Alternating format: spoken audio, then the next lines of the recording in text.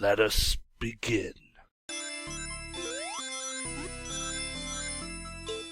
I am totally tripping balls right now.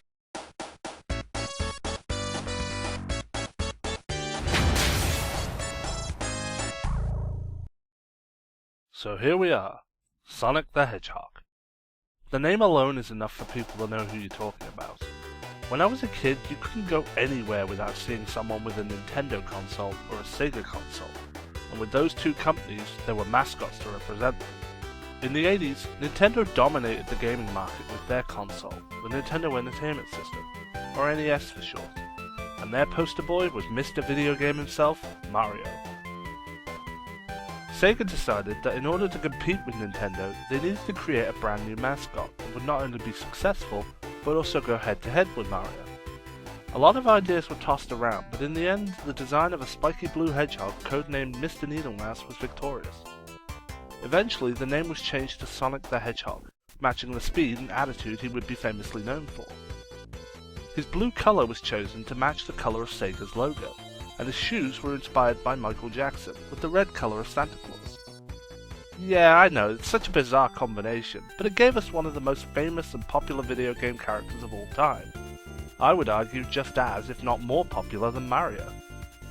One of the scrap concept ideas of an old man in his PJs evolved into the series' main villain, Dr. Robotnik, an evil scientist who captures harmless animals and imprisons them within his robotic creations, known as Batmans. The story is very basic. As Sonic, you travel through different locations freeing all the captured animals, while putting an end to Dr. Robotnik's plans. The way this game was designed stemmed from an idea the game's programmer Yuji Naka had, while playing Super Mario Bros. While playing World 1-1, Naka would complete the level and then play the level again to try and beat his time.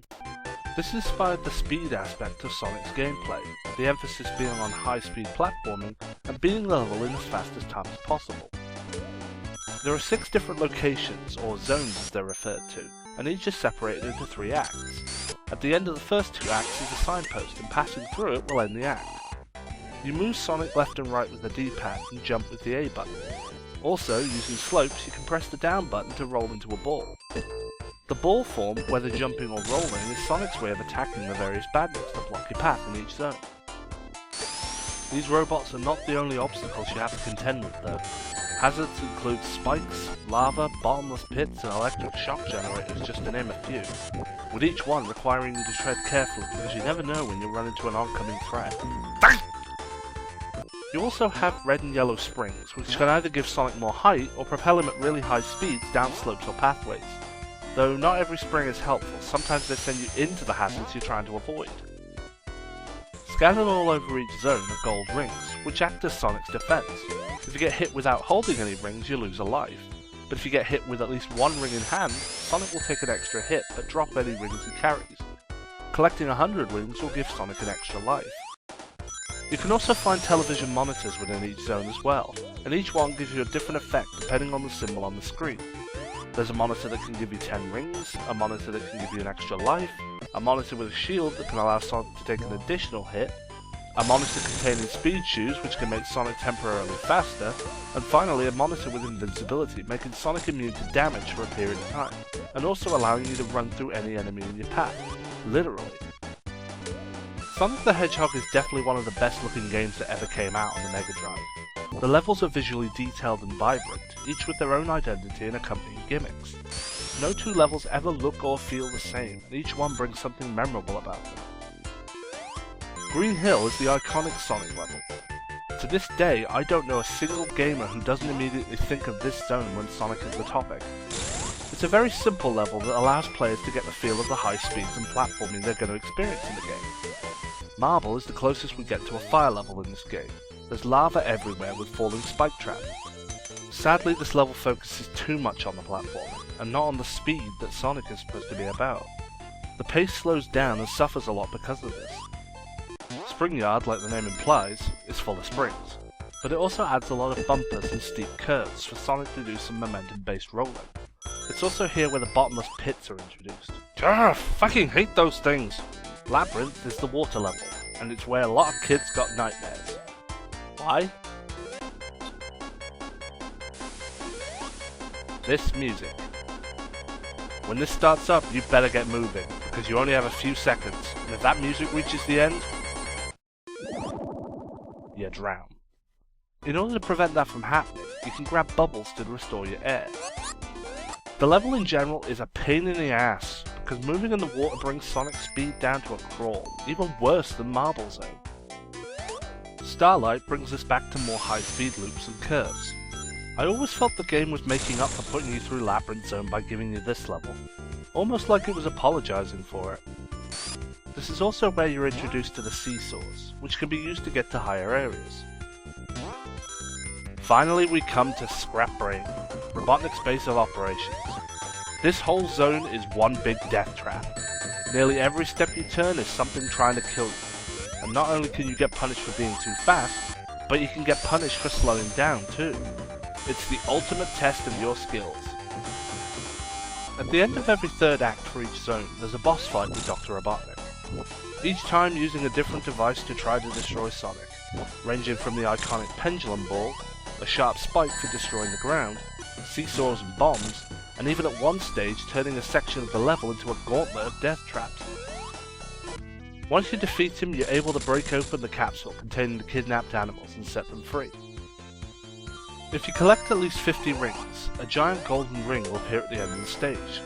Jumping into it will take Sonic to a special stage. You need to be quick getting into the ring, because if you take too long, Sonic will walk right off the stage and you'll miss your chance.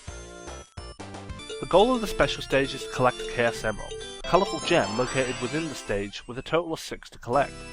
If you hit the areas with the red circles marked gold, the stage ends, so you have to avoid these areas. Wait a second! How the hell did Sonic do that? The special stages themselves are just bizarre.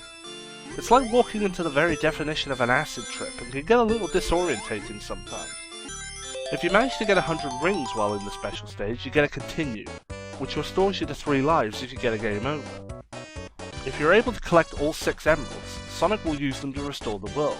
But if you don't manage to collect them all, Robotnik will taunt you by juggling the remaining emeralds after the credits finish. The music? What can I say? It's fantastic. Every single track fits the levels they were designed for, and they're easily memorable to any fan of the series. I don't know a single person who doesn't recognise the title music, even non-fans. But it's the boss theme that has to be my personal favourite for the game. It does a really good job at making Robotnik sound sinister and threatening. Also, as an interesting side note, notice how the final boss theme is a slight remix of the standard boss theme.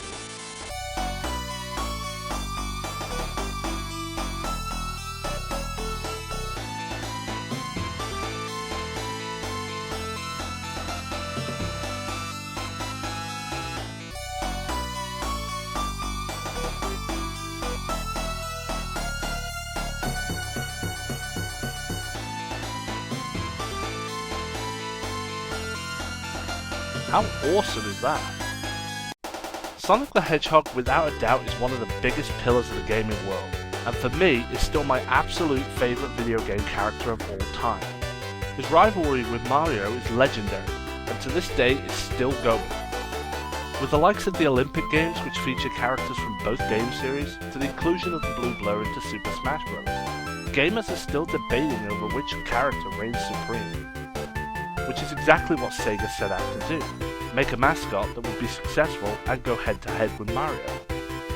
Well, next time we speed into the world of Sonic the Hedgehog, we'll be taking a look at the sequel, Sonic the Hedgehog 2, also for the Mega Drive. In the meantime, if you have any suggestions for a game you want me to look at, by all means drop me a comment. Thank you all for watching, catch you guys next time.